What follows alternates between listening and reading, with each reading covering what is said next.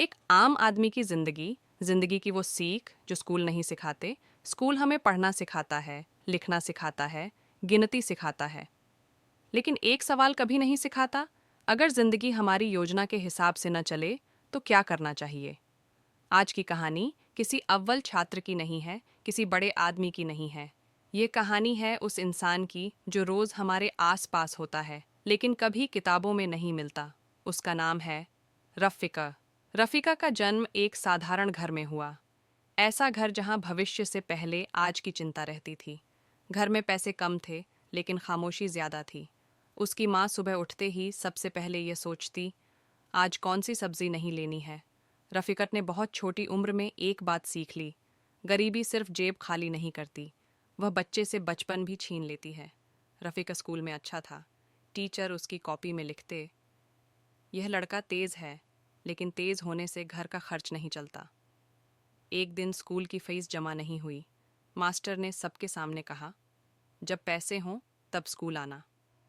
उस दिन रफ़ीकत को पहली बार समझ आया, यह व्यवस्था सबको बराबर मौका नहीं देती, लेकिन सच ज़रूर दिखा देती है। वही दिन रफ़ीकत का आखिरी स्कूल का दिन था। पढ़ाई छूट गई, काम शुरू हो गया। सबसे पहले चाय की दुकान पर। सुबह 5 बजे उठना, रात 10 बजे लौटना। जब पहली कमाई हाथ में आई तो खुशी नहीं हुई। उसने सोचा, यह पैसा किताबों की जगह आया है।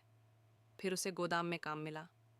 भारी बोझ उठाना, मालिक की डांट सुनना और चुप रहना। अपने गुस्से को रोकना एक बहुत बड़ी ताकत है। जो इसे सीख लेता है वह जल्दी नहीं टूटता। रफ़ीक ने देखा, जो ज़्यादा चिल्लाता है वह अक्सर अंदर से कमज़ोर होता है, और जो चुप रहता है उसके अंदर ज़्यादा बोझ होता है। धीरे धीरे रफ़ीक ने एक और चीज़ सीखी, लोगों को समझना। ज़िंदगी में सबसे ज़रूरी पढ़ाई इंसानों को समझना है, जो किसी किताब में नहीं मिलती। अगर रफ़ीकत पढ़ाई में बना रहता तो शायद उसके पास एक डिग्री होती, लेकिन ज़िंदगी ने उसे एक अलग तरह की पढ़ाई दी, सच्चाई की पढ़ाई। 25 साल की उम्र में रफ़ीकत की शादी हो गई। अब उसकी ज़िंदगी में एक नई जिम्मेदारी जुड़ गई। अब हर फैसला सिर्फ उसका नहीं था। कुछ समय बाद बच्चा हुआ, खुशी आई, लेकिन उसके साथ डर भी आया। डर यह, अगर कल काम न रहा तो क्या होगा।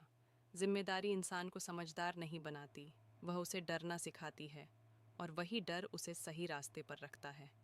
रफ़ीका ने खुद को संभाल लिया, न नशा न फालतू खर्च, क्योंकि उसे पता था उसकी एक गलती किसी और की भूख बन सकती है।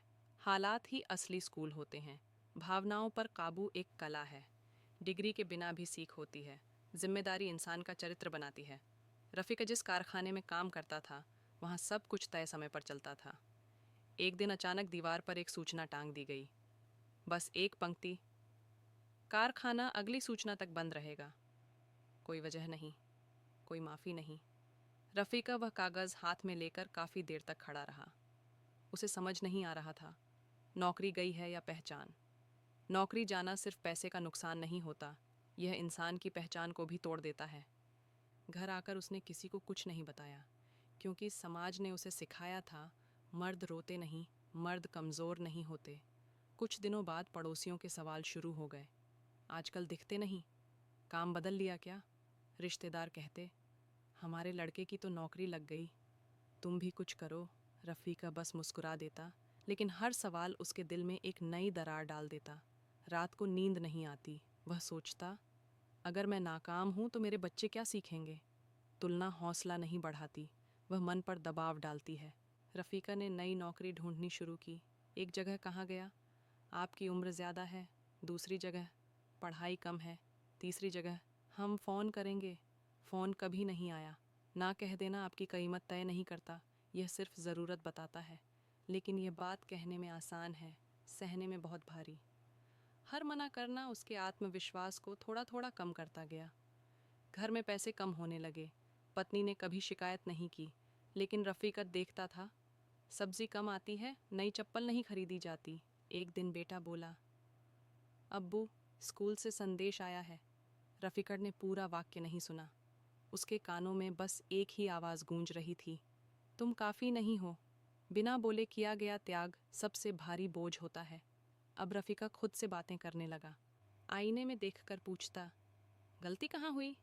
वह हर फैसले को बार बार सोचता, पढ़ाई छोड़ना, काम शुरू करना, शादी करना, ज़्यादा सोचना समस्या हल नहीं करता, उसे और बड़ा करता है। उसके मन में अंधेरे ख्याल आने लगे, लेकिन वह जानता था अगर वह गिरा तो उसका परिवार भी गिरेगा।